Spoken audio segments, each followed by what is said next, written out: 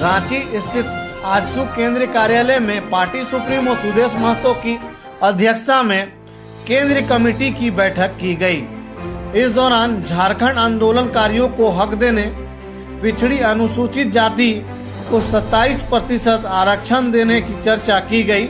इसके अलावा सरना, आदिवासी धर्म कोड, पंचायत चुनाव, बंगाल विधानसभा चुनाव और संगठन के विस्तार पर चर्चा की गई।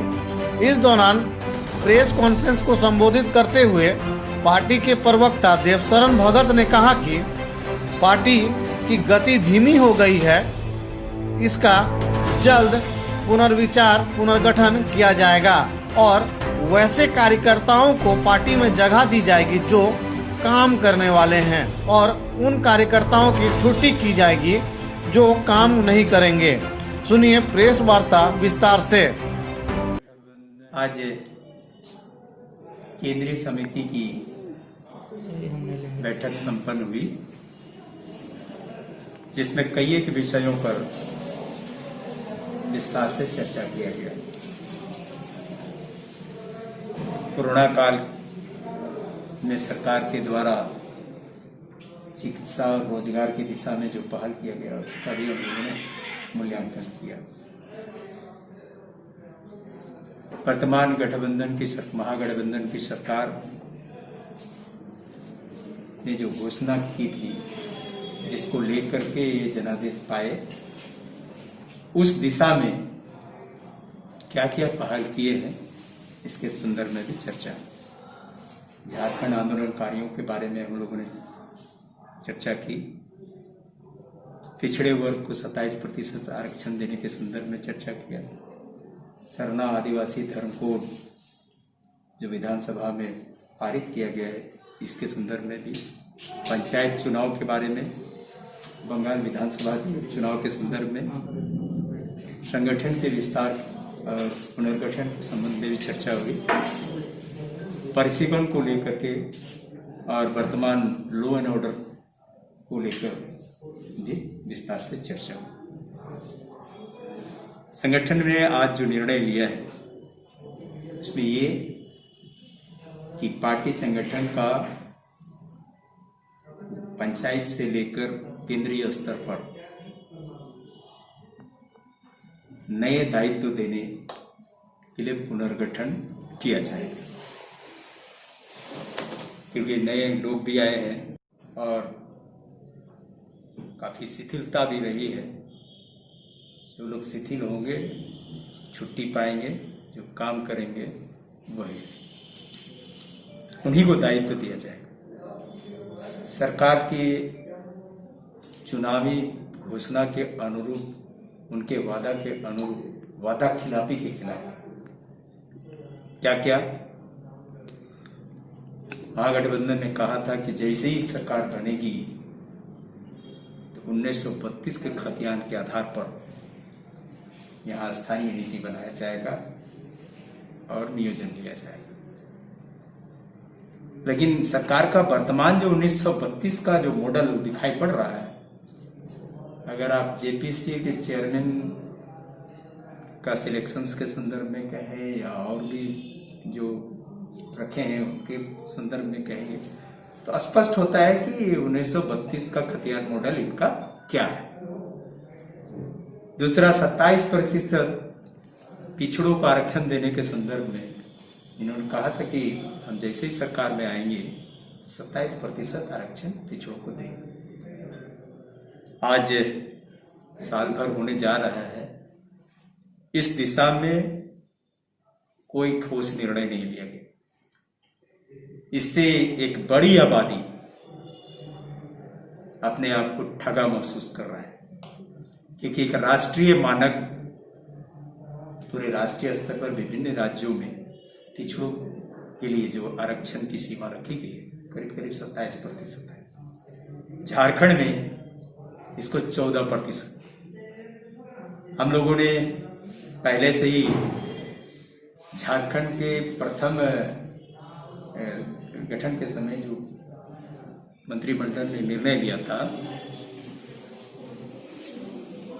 आदिवासियों के लिए 32%, पिछड़ों के लिए 27% और अनुसूचित जाति के लिए 14% का जो आरक्षण था, इसकी मांग को हम लोग हमेशा मुखर तरीके से रखते रहे हैं। लेकिन अभी क्योंकि चुनाव के दरमियान सभी पार्टियों ने इस मुद्दे को मुखरता के साथ रखा था, लेकिन किसी ने भी अभी तक सरकार में आने के बाद भी नहीं किया। तो इसको लेकर हम चरणबद्ध आंदोलन पूरे प्रदेश में चलाएंगे और एक बड़े आबादी जो अपने आप को ठगा महसूस कर रहा है उसको गुणबद्ध करें। सरना कोड को लेकर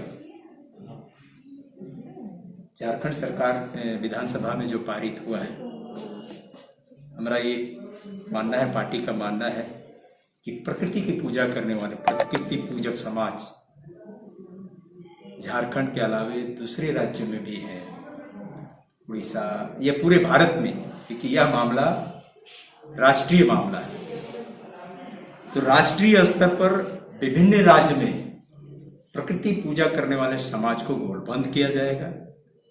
उस राज्य के संबंधित मुख्यमंत्री से या उस राज्य की विधानसभा से इसको पारित करके केंद्र सरकार को भेजे, इसके लिए पहल किया जाएगा और केंद्र सरकार को इसको लेकर हम गृह मंत्री से, प्रधानमंत्री से और राष्ट्रपति से मिलेंगे। सरकार की क्या उपलब्धियां हैं वो तो खुद बताएंगे, लेकिन क्या नहीं उपलब्धि है वो बताएंगे, क्योंकि नया जनादेश, नया नेता, झारखंड आंदोलनकारी के परिवार का मुख्यमंत्री, तो झारखंड आंदोलनकारी तो बहुत ही उम्मीद करते हैं, लेकिन सरकार बनने के से लेके अभी तक आंदोलनकारियों के बारे में कोई प्राथमिकता नहीं दिखाई। तो उपलब्धि तो ये है कि एक भी झारखंड आंदोलनकारियों को चिन्हितीकरण नहीं किया गया, उसको पेंशन या उसको पहचानने या पुनर्वास करने या मान सम्मान देने के संदर्भ में कोई निर्णय नहीं लिया गया। इससे बड़ा वो क्या उम्मीद कर सकते हैं। कानून व्यवस्था को लेकर भी कुछ रणनीति बनी अभी हाल के दिनों में जो अभी पूरे प्रदेश में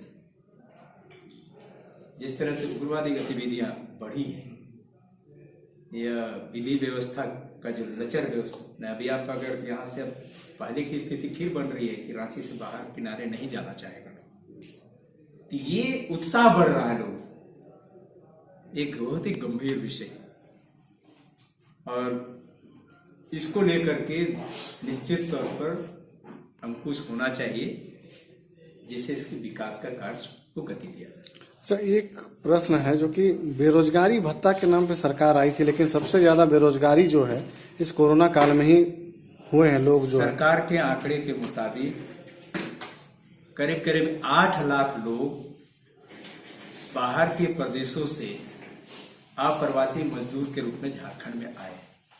इससे तो स्पष्ट है कि यहाँ तो बेरोजगार थे ही, इतने लोग बेरोजगार थे जिनको हम रोजगार नहीं दे पाए थे, बाहर पलायन किए थे। सरकार ने उनको हेलीकॉप्टर के माध्यम से लाए, ट्रेन के माध्यम से या कई संसाधनों के माध्यम से लाया, बोला कि हम रोजगार देंगे। अभी आप देखेंगे यही लोग उसी रफ्तार से ट्रेन के माध्यम से या प्लेन के माध्यम से फिर पलायन कर रहे हैं।